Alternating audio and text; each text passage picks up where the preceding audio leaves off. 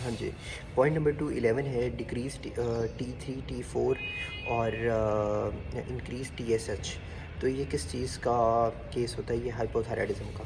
अच्छा, T3 T4 कम होगा तो हाइपो, T3 T4 ज़्यादा होगा तो हाइपर। अपोजिट होगा थायराइड स्टिमुलेटिंग हार्मोन। अच्छा, उसके बाद आ जाते हैं हाइपर और हाइपो में डिफरेंस का टेबल। तो स्वेटिंग निमोनिक है हाइपर थायराइडिज्म का, ठीक है। हाइपर थायराइडिज्म का तो स्वेटिंग में S for sweating, W for weight loss, E for emotional anxiety, ठीक है, ए फॉर एपेटाइट इंक्रीज। तो ये क्लासिक फीचर है। देखें, एपेटाइट तो इंक्रीज़ हो रही है, यानी भूख तो उसको ज़्यादा लगती है, लेकिन उसका वेट लॉस भी हो रहा है।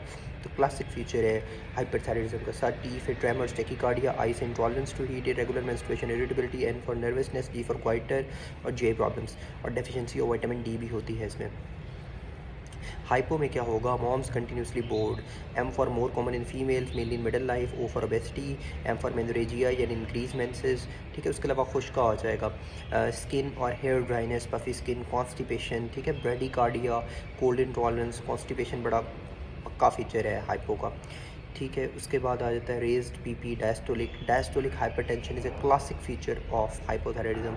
Energy level falls, depression, delayed relaxation of reflexes, ठीक है। और इंक्रीज कोलेस्ट्रॉल होता है हाइपोथायराइडिज्म में ना। अच्छा, उसके बाद आता है हाई एफिनिटी और मोस्ट एक्टिव वन किसका होता है? वो फ्री T3 होती है।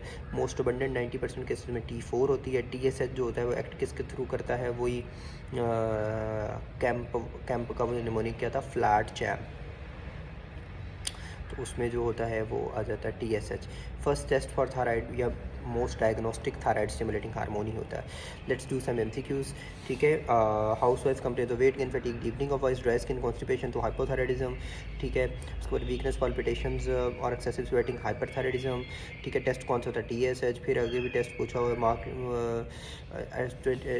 46-year-old man age palpitation, sweating is primary thyroid stimulating hormone consulted low increase markedly when given thyrotropin releasing hormone. तो अगर वो मार्केटली इंक्रीज़ कर रहा है जब आप थायरोटोपिन रिलीजिंग हार्मोन दे रहे हो तो मसला कहाँ होगा? ठीक है, तो मसला होगा hyperthyroidism due to abnormality in the hypothalamus. अच्छा, बेसिकली हाइपोथैलेमस प्रोड्यूस करता है थायराइड रिलीजिंग हार्मोन जो इंक्रीज़ करता है TSH को पिट्यूटरी में, और वो एक्ट करता है थायराइड ग्लैंड पे, ठीक है। This is whole like mechanism. Thyroid hormone के कंसंट्रेशन में T4 मैक्सिमम कंसंट्रेशन में होता है, ठीक है। TSH लेवल्स करवाते हैं। Thyroid is inactivated in peripheral system by liver. Thyroid hormone जो होता है इनएक्टिवेटेड होता है पेरिफेरल सिस्टम में बाय लीवर थ्रू डीआयोडिनेशन।